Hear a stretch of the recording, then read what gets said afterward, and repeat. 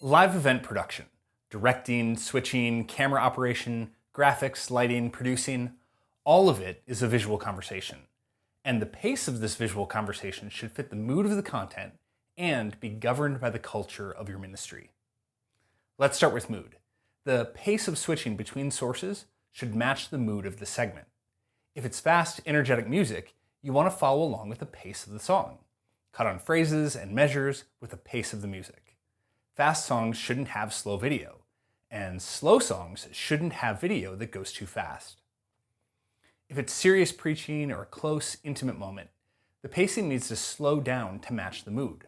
Cutting too frequently can draw attention to the cut itself. Instead of adding to the moment, it distracts. Even though the video control room for many churches is not in the same physical space as the worship experience, it's the responsibility of the entire team to match the emotion of the room. Camera operators can give directors a good feel of what's going on by being attentive and then selling shots that match the mood in the room. Quick camera moves, fast zooms, intentionally shaky shots, all at a fast pace of cutting may be completely appropriate and even required for certain segments, based on the mood in the room. And it may be totally inappropriate in others. It's the job of every member of the production team to discern what fits and what doesn't, and then allowing the director and producer, if you have one, to make the final decisions on how that translates into the live experience. Developing directors often want to go faster than they need, especially if they have several cameras and they want to show everything. And you do want to cover everything that needs to be covered, but not so quickly that it distracts.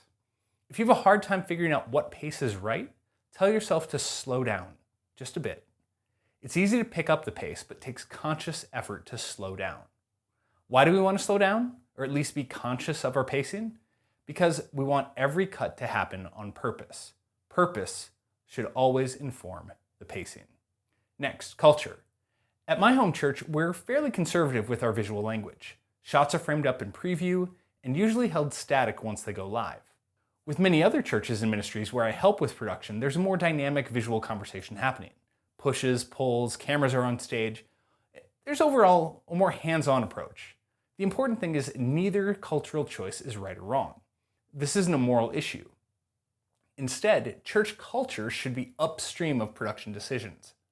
To say it another way, if purpose informs pacing, then church culture should inform that purpose.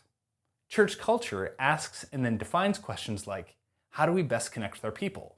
And how do we want people to feel while engaging with our ministry?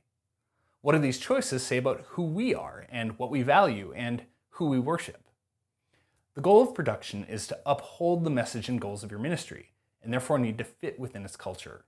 Rather than mimicking something cool that isn't aligned with who you are as a church family, make sure the decisions that you make for production align with the culture and reinforce your overall ministry goals. This could include where you place your cameras. Do you place them in the back and out of the way, or closer and present throughout your services? How fast do you cut? Do you include audience reaction shots in your live stream or not? Is it okay to see other camera operators in your shots? Do you do anything specific like hosting or announcement segments that are intended exclusively for your live stream? All of these decisions are driven by culture, and again, neither is right or wrong morally speaking. Instead, it's something you need to be aware of and honor as a major factor in determining whether or not the execution of your gathering is a win or a loss at the end of the day. Finally, live production exists to amplify and reinforce the central message of your ministry. Use these tools wisely. By making sure the culture of your organization informs both the big and small decisions about how your live events are planned and executed, you're well on your way to ministering to your people as best as you can.